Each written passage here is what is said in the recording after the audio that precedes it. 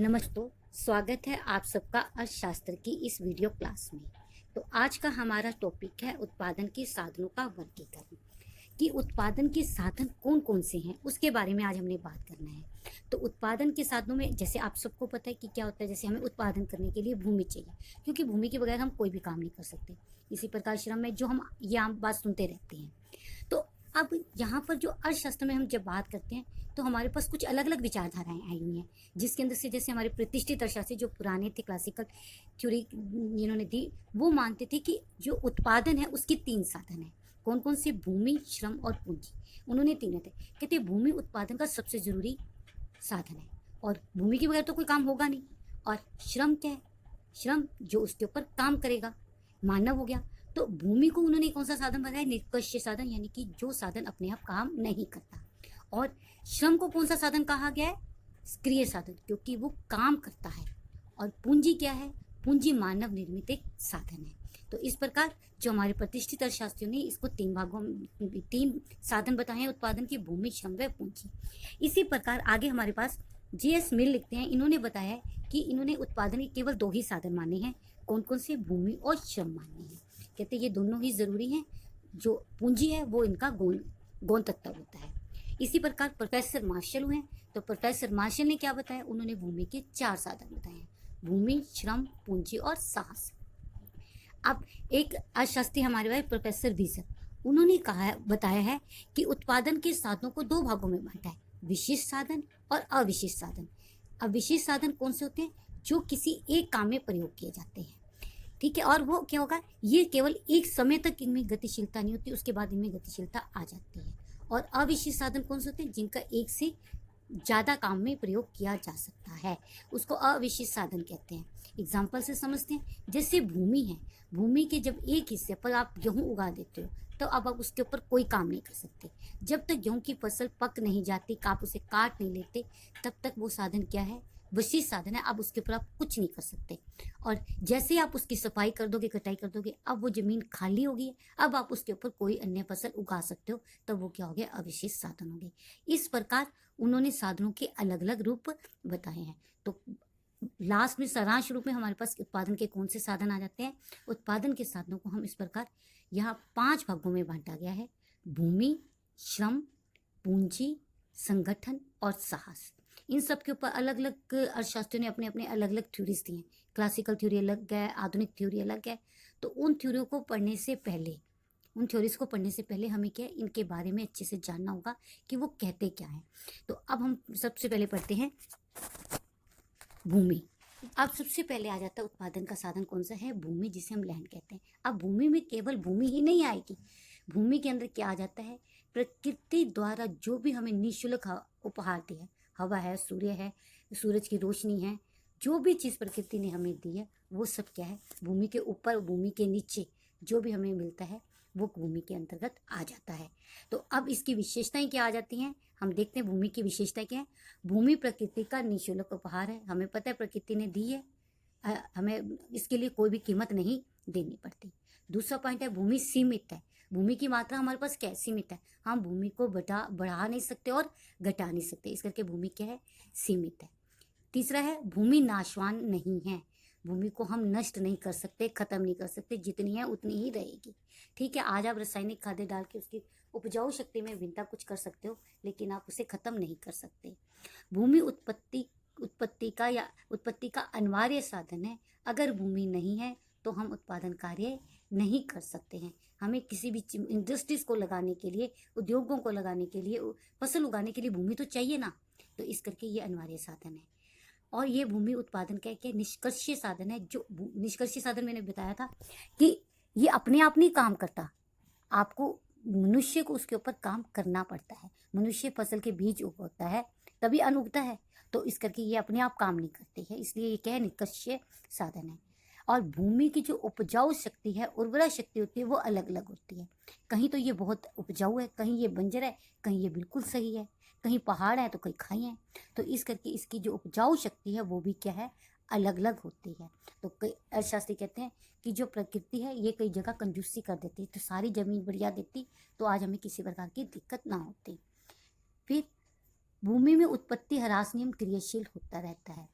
कि भूमि के ऊपर सबसे पहले ह्रास नियम क्या होता है, जिसके ऊपर जैसे जैसे हम ह्रास नियम किसे कहते हैं, जैसे जैसे हम किसी साधन पर एक दूसरे साधन की मात्रा को बढ़ाते चले जाते हैं तो उसकी उत्पादकता क्या है, कम होती चली जाती है। जैसे आप जमीन के एक हिस्से पर फसल उगा रहे हो, 2 आदमी लगे हैं, अब उसमें तीसरा भी आ जाता है, चौथा भी आ जाता है, पांचवा भी आता है। तो जैसे जैसे आप साधन बढ़ा रहे हो तो उसकी जो उत्पादन है वो क्या होता है, कम होता चला जाता है। तो भूमि के ऊपर यह नियम सबसे जल्दी लागू होता है। और भूमि उत्पत्ति का महत्वपूर्ण साधन है, उत्पादन भूमि के बगैर नहीं हो सकता। तो ये सब थी हमारे पास। और एक है भूमि साधन है, तो भूमि हमें उत्पादन करना है तो उसके लिए ये हमारे पास एक साधन के रूप में काम करती है। तो ये तो थी भूमि की विशेषताएं।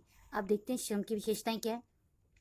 श्रम की विशेषताएं क्या है, श्रम उत्पत्ति का सक्रिय साधन है। ये तो पता है, श्रम ही काम करता है तभी फसल उगती है, तभी कोई चीज उत्पादन होता है, इसलिए इसे सक्रिय साधन कहते हैं। अब है श्रम उत्पत्ति का आवश्यक साधन है। अगर यही काम नहीं करेगा तो भूमि पे क्या काम कर लोगे, कौन सा उत्पादन कार्य होगा, कोई नहीं कार्य हो सकता।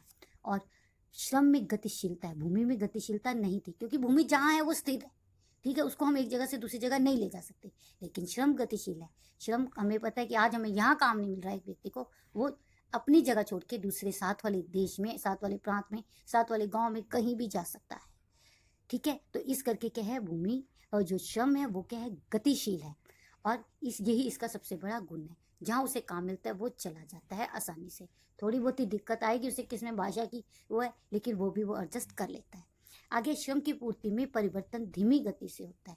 आज अगर किसी चीज़ का उत्पादन कम होता है और उसकी मांग बढ़ती है तो हम जल्दी से उसका उत्पादन बढ़ा देते हैं, या जिसकी उत्पादन हमारे पास ज़्यादा लेकिन डिमांड नहीं है तो हम उसका उत्पादन रोक सकते हैं।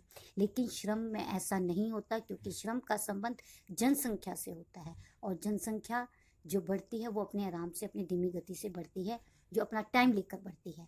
तो इस करके इसमें जो परिवर्तन भी, आज अगर हमें बहुत सारे श्रम चाहिए, ये तो हम एकदम उसकी सप्लाई नहीं कर सकते हैं। और श्रम नाशवान है। नाशवान का मतलब है कि श्रम जो है, मजदूरी है, उसको हम अपने पास इकट्ठा करके नहीं रख सकते। हम आज काम पे जाएंगे तो हमें आज ही मिलेगा, आज का काम हम कल नहीं कर सकते हैं। तो इसलिए कहा गया है कि श्रम जो है नाशवान है। फिर आ जाता है, श्रम में पूंजी का विनियोग किया जा सकता है। पूंजी का विनियोग यानी कि अगर हम एक श्रम को, एक मजदूर को, एक कर्मचारी को अच्छी शिक्षा देते हैं, उसे किसी चीज़ के अंदर एक्सपर्ट करते हैं, कौशल इन्वेस्टमेंट करते हैं उसके ऊपर, तो उसके ऊपर यानी कि पैसा लगाकर उसको ट्रेनिंग कर दे देते हैं, तो वो क्या है, हमारे लिए बेनिफिट होगा, वो अच्छा उत्पादन कार्य कर सकेगा। तो इस करके कि श्रम में पूंजी का विनियोग किया जा सकता है, उसके ऊपर पैसा खर्च करके और अच्छी आउटपुट प्राप्त की जा सकती है। श्रम में मोल भाव की क्षमता नहीं होती है। मोल भाव, श्रम में बार्गेनिंग पावर कम होती है, क्योंकि श्रम को हम जोड़ कर नहीं रख सकते। आज अगर हम काम करेंगे, आज एक लेबर, एक मजदूर काम पे जाएगा तभी उसको पैसा मिलेगा। अगर वो आज नहीं गया तो वो ये नहीं कहेगा कि मैं कल जाके कर लूँगा ये वाला काम, या ऐसे कर लूँगा, मेरे वाला कल वाला काम ले लो, नहीं। तो इस करके वो अपने श्रम को जोड़ कर नहीं रख सकता है। तो इस करके उसकी बार्गेनिंग पावर क्या हो जाती है, कम हो जाती है। जब उसे मिलता है तो उसी रेट पर से वो काम करना पड़ता है। यही कारण इसकी शोषण का एक मुख्य कारण है। और उसके बाद है, श्रम अपनी बुद्धि, गर्मी शक्ति का पूरा, बुद्धि है, क्षमता है, अपने दिमाग का पूरा प्रयोग कर सकता है। वो अपना अच्छा भी सोच सकता है, बुरा भी सोच सकता है, और अपने उत्पादन के कार्य करते समय भी अपना दिमाग लगाकर उसके अंदर सुधार कर सकता है। इस प्रकार हमने क्या देखा कि भूमि और श्रम, श्रम क्या है, उत्पादन का सक्रिय साधन है, ठीक है, जो एक जगह से दूसरी जगह स्थानांतरण हो सकता है, ट्रांसफर हो सकता है, जिसमें गतिशीलता होती है, इसमें विनियोग करके हम इसके अंदर सुधार कर सकते हैं, और ये क्या, अपनी बुद्धि का इस्तेमाल करके अच्छा उत्पादन कार्य कर सकता है। अब आ जाते हैं हमारे पास पूंजी। पूंजी क्या है? अब उत्पादन कार्य के लिए जो तीसरा मेन आ जाता है वो है पूंजी। पूंजी भी क्या है, उत्पादन का एक निष्क्रिय साधन है। पूंजी अपने आप काम नहीं करती है, ठीक है, अपने आप काम नहीं करती, मनुष्य इस पूंजी को लगाता है, मनुष्य इस पूंजी को इकट्ठा करता है, जोड़ता है, फिर उत्पादन कार्य में लगाता है भूमि का सहयोग लेके। तो क्या है कि पूंजी क्या है, एक निष्क्रिय साधन है। और पूंजी क्या है, ये किसके द्वारा निर्मित है, ये मानव निर्मित पूंजी है। और पूंजी में उत्पादकता का गुण होता है। आज हम अगर 10,000 रुपये लगाते हैं तो वो बढ़ाकर, जब उस 10,000 को लगा के हम उत्पादन कार्य करते हैं तो वो बढ़ा के हमें आउटपुट देता है, हमें इनकम देता है, तो इस करके पूंजी में क्या होती है, उत्पादकता होती है। और पूंजी की पूर्ति में शीघ्र परिवर्तन संभव है। आज के टाइम में आपको पता है कि आज हमें पैसा चाहिए, तो हम एक जगह से दूसरी जगह पर, हमें पैसा वैसे तो आसानी से मिल भी जाता है, और एक जगह से दूसरी जगह बड़ी आसानी से कुछ मिनट के अंदर हम ट्रांसफ़र कर सकते हैं। इस करके कहा गया इसमें गतिशीलता होती है, इसमें परिवर्तन जल्दी से संभव है। सर्वाधिक गतिशील भी हो गया, और इसकी पूर्ति भी हम बढ़ा सकते हैं, किसी को जहाँ चाहिए हमें वहाँ पे मिल जाएगी। और पूंजी उत्पादन का अनिवार्य साधन है। उत्पादन के कार्य करने के लिए अगर आपके पास भूमि भी है, श्रम भी है, लेकिन आपके पास पूंजी नहीं है, यानी कि आपके पास पैसा नहीं है, तो आपका उत्पादन कार्य नहीं हो सकता। इस करके ये भी एक क्या है, अनिवार्य साधन है। तो पूंजी क्या है, ये मानव निर्मित होती है। अब आ गया संगठन और साहस। ये दोनों मिलते जुलते से पॉइंट होते हैं। संगठन क्या है कि जब भी हम कोई उत्पादन कार्य करते हैं, तो उत्पादन कार्य कोई छोटे स्तर पे नहीं, हम बड़े स्तर पर करते हैं। तो बड़े स्तर पे जब हम उत्पादन कार्य करते हैं, तो हमें एक मजबूत संगठन की आवश्यकता होती है, क्योंकि जब संगठन मजबूत होगा तभी वो उत्पादन कार्य कर सकेगा, वैसे अन्यथा वह कार्य पूरा नहीं कर सकेगा।